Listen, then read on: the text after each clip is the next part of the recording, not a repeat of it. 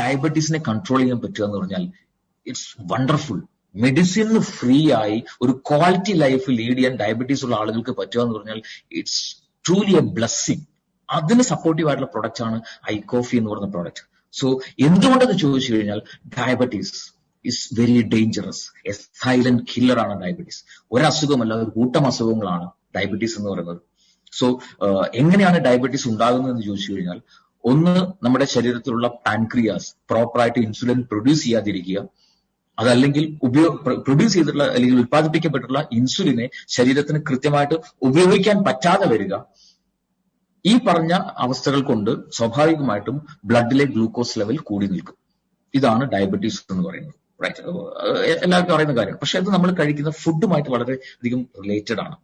So ഈ insulin പ്രോപ്പറായിട്ട് ഉപയോഗപ്പെടുത്താൻ പറ്റാതെ വരികയോ അല്ലെങ്കിൽ സെക്രീഷൻ പ്രോപ്പറായിട്ട് വരാതെ നടക്കുന്ന സമയത്ത് നമ്മൾ കഴിച്ചിട്ടുള്ള ഭക്ഷണത്തിലെ കാർബോഹൈഡ്രേറ്റ്, ഫാറ്റ്, പ്രോട്ടീൻ ഇതിന്റെ മെറ്റബോളിസം തകരാറിലാവും. ഇതാണ് ഡയബറ്റീസ് അല്ലെങ്കിൽ ഹൈപ്പർഗ്ലൈസീമിയ അല്ലെങ്കിൽ ഗ്ലൂക്കോസ് ലെവൽ കൂടാനുള്ള കാരണമായിട്ട് മാറുന്നത്.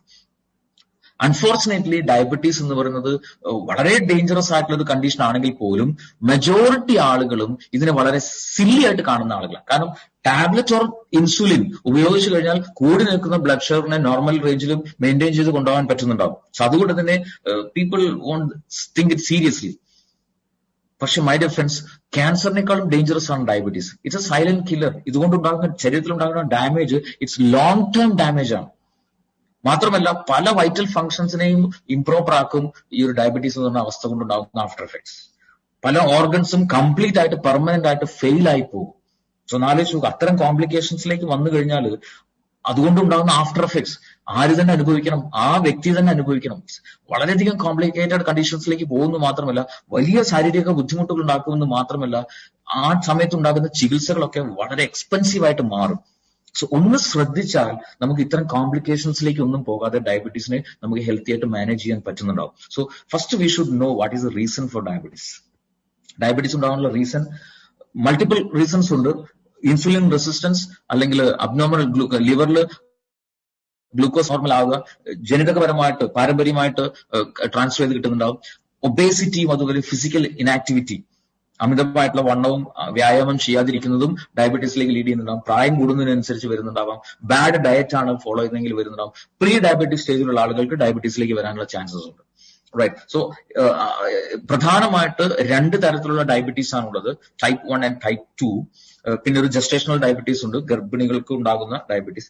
ടൈപ്പ് 1 എന്ന് പറയുന്ന ഡയബറ്റീസിന്റെ പ്രധാന റീസൺ എന്ന് പറയുന്നത് ശരീരത്തിൽ പാൻക്രിയാസ് ഇൻസുലിൻ പ്രൊഡക്ഷൻ ഒട്ടും ഉണ്ടാവില്ലെങ്കിൽ വളരെ കുറവായിരിക്കും. ആവശ്യത്തിനുള്ള ഇൻസുലിൻ പ്രൊഡക്ഷൻ ശരീരത്തിൽ നടക്കുന്നുണ്ടാവില്ല. ഇതാണ് ടൈപ്പ് 1. കുട്ടികളിലൊക്കെ ഉണ്ടാകുന്ന ഡയബറ്റീസ്, ജുവനൈൽ ഡയബറ്റീസ്, അതിനൊക്കെയുള്ള റീസൺ എന്ന് പറഞ്ഞാൽ ഈ പറഞ്ഞ അതൊക്കെ ടൈപ്പ് 1 ആണ്. ഇൻസുലിൻ പ്രൊഡക്ഷൻ ശരീരത്തിൽ കൃത്യമായിട്ട് ഉണ്ടാവില്ല.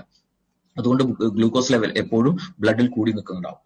ടൈപ്പ് 2 എന്ന് പറയുന്ന ഡയബറ്റീസ് ആണെന്ന് മെജോറിറ്റി ആളുകൾ, ഓൾമോസ്റ്റ് 90% ആൾക്കാരിൽ ഉള്ളത് ടൈപ്പ് 2 എന്ന് പറയുന്ന ഡയബറ്റീസ് ആണ്. അതൊരു ലൈഫ് സ്റ്റൈൽ കൊണ്ട് തന്നെ വരുന്ന ഒരു ചേഞ്ചസ് ആണ്. സോ അതിന്റെ റീസൺ എന്താണെന്ന് ചോദിച്ചു കഴിഞ്ഞാൽ, ശരീരം ഇൻസുലിൻ ഉൽപ്പാദിപ്പിക്കുന്നുണ്ടാവും, പക്ഷെ ആ ഇൻസുലിനെ പ്രോപ്പർ ആയിട്ട് ശരീരത്തിന് ഉപയോഗിക്കാൻ സാധിക്കുന്നുണ്ടാവില്ല. ഇൻസുലിൻ റെസിസ്റ്റൻസ് സിൻഡ്രോം XM എന്ന് അറിയപ്പെടുന്നുണ്ട് അത്. സോ ശരീരം തന്നെ ഇൻസുലിനെ റിജക്ട് ചെയ്യുന്നുണ്ടാവും. സോ എങ്ങനെയാണ് അത് സംഭവിക്കണമെന്ന് ചോദിച്ചു കഴിഞ്ഞാൽ, അല്ലെങ്കിൽ അത് എങ്ങനെ ഈ ഡയബറ്റീസിലേക്ക് ലീഡ് ചെയ്യുന്നു എന്ന് ചോദിച്ചു കഴിഞ്ഞാൽ, ഒരു സിമ്പിൾ ആയിട്ട് ഞാൻ പറയാം. നമ്മൾ കഴിക്കുന്ന ഭക്ഷണം, ആ ഭക്ഷണം അത് ഗ്ലൂക്കോസ് ആയിട്ട് കൺവേർട്ട് ആകും. ബ്ലഡിലൂടെ അത് നമ്മുടെ ശരീരത്തിലുള്ള കോശങ്ങളിൽ ചെല്ലണം. നമ്മൾ ശ്വസിക്കുന്ന വായു അതുപോലെ ബ്ലഡിലൂടെ കോശങ്ങളിലേക്ക് ചെല്ലുന്നുണ്ടാവും. ഈ കോശങ്ങളിൽ മൈറ്റോകോൺട്രിയ എന്ന് പറയുന്ന ഒരു ഫർണസ് പോലത്തെ ഒരു ഭാഗമുണ്ട്. അവിടെ ഓക്സിജന്റെ സഹായത്തോടു കൂടി ഈ ഗ്ലൂക്കോസ് കത്തും.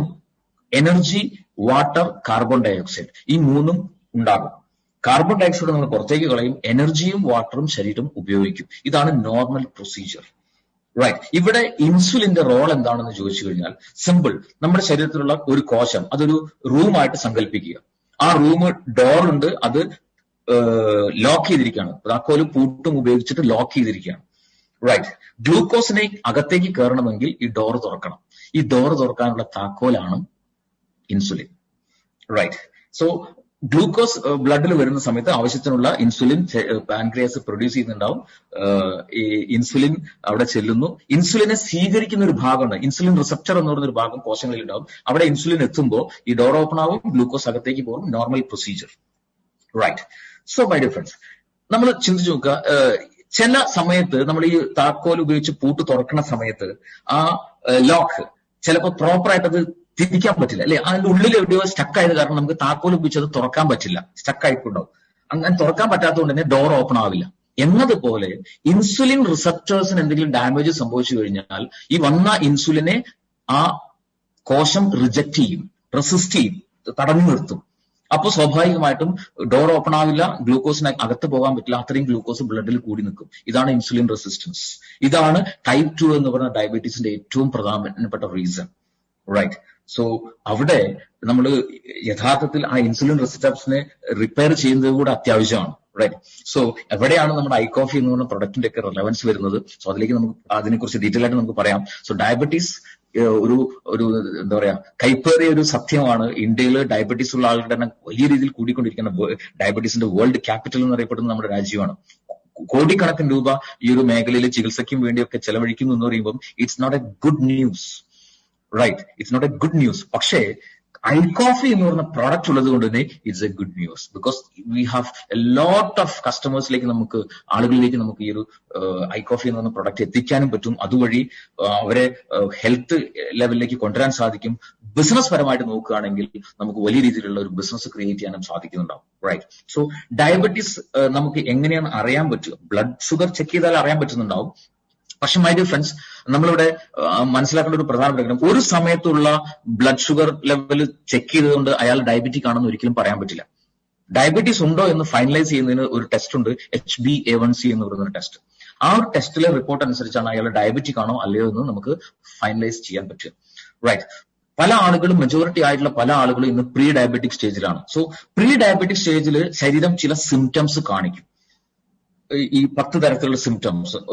എപ്പോഴും വളരെയധികം ടയർഡ്നെസ് അനുഭവപ്പെടുക, ക്ഷീണം കൂടുക, ഫ്രീക്വന്റ് ആയിട്ട് യൂറിനേറ്റ് ചെയ്യപ്പെടുക, അല്ലെങ്കിൽ നല്ല വെയിറ്റ് ഉള്ള ഒരു സഡൻ ആയിട്ട് വെയിറ്റ് ലോസ് സംഭവിക്കുക, ശരീരത്തിൽ എവിടെയെങ്കിലും മുറിവുണ്ടായി കഴിഞ്ഞാൽ അത് ഉണങ്ങാതെ ഇങ്ങനെ പഴുത്തു നിൽക്കുക, എപ്പോഴും വിശപ്പനുണ്ടാകുക, ഫുഡ് കഴിച്ചൊരു അരമണിക്കൂറിനാകുമ്പോഴേക്കും വീണ്ടും വിശക്കുക. അത് ഡയബറ്റീസിനുള്ള ഒരു സിംറ്റമാണ്. അത് സെക്ഷൽ ആയിട്ടുള്ള കാര്യങ്ങളോട് താല്പര്യം കുറയുക, കണ്ണിന്റെ കാഴ്ച മങ്ങുക, സ്ത്രീകളെ സംബന്ധിച്ചിടത്തോളം വജൈനൽ ഏരിയയിൽ ഫ്രീക്വന്റ് ആയിട്ടുള്ള ഇൻഫെക്ഷൻസ് ഉണ്ടാകുക, കൈകാലുകളുടെ വെള്ളയിൽ ഒരു ടിങ്ക്ലിംഗ് പോലെ, ഒരു ഇക്ലിപ്പെടുന്ന പോലെ അസ്വസ്ഥത അനുഭവപ്പെടുക, വലിയ രീതിയിലുള്ള ദാഹം, വെള്ളം എത്ര കുടിച്ചാലും വീണ്ടും വീണ്ടും ദാഹം അനുഭവപ്പെടുക.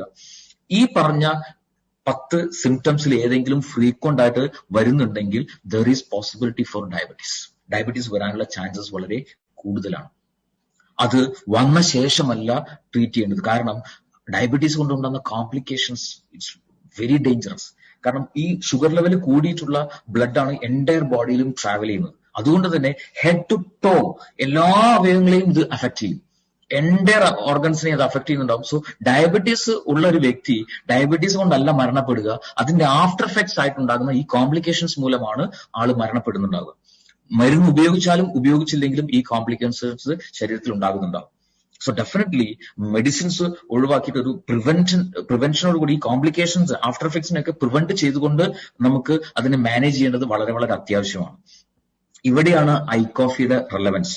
കാരണം ഡയബറ്റീസ് ഉള്ള ആളുകൾ ഉപയോഗിക്കുന്ന മെഡിസിൻസിലൂടെ ഉണ്ടാകുന്ന ഒരേ ഒരു ബെനിഫിറ്റ് എന്ന് പറഞ്ഞാൽ കൂടി നിൽക്കുന്ന ബ്ലഡ് ഷുഗറിനെ ഒരു ബാലൻസ് ചെയ്ത് കൊണ്ടുപോകാൻ പറ്റുമെന്ന് മാത്രമേ ഉള്ളൂ. ഈ ആഫ്റ്റർ എഫക്ട്സിനെ പ്രിവെന്റ് ചെയ്യാൻ പറ്റില്ല. Here comes ഐകോഫി.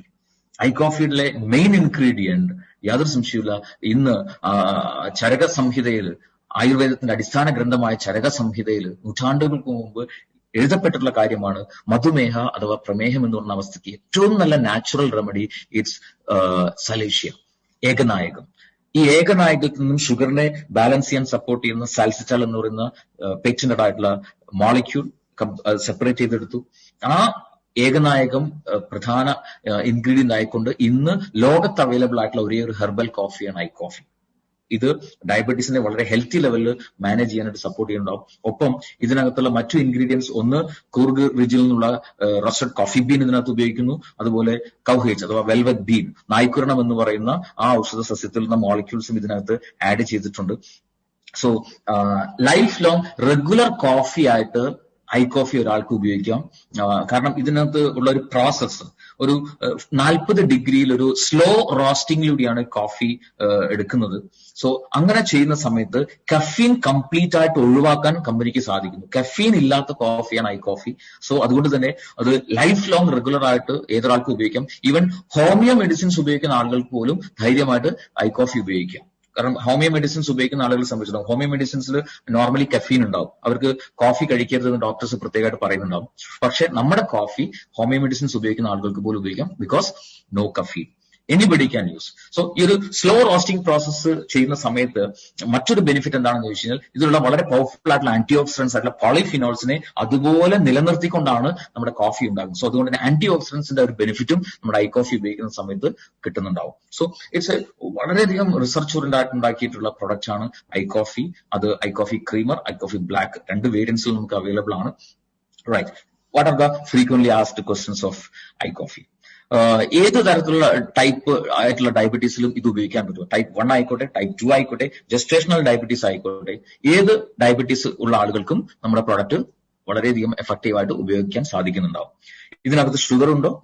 No sugar added. Right, എത്ര കാലം ഇത് ഉപയോഗിക്കണം?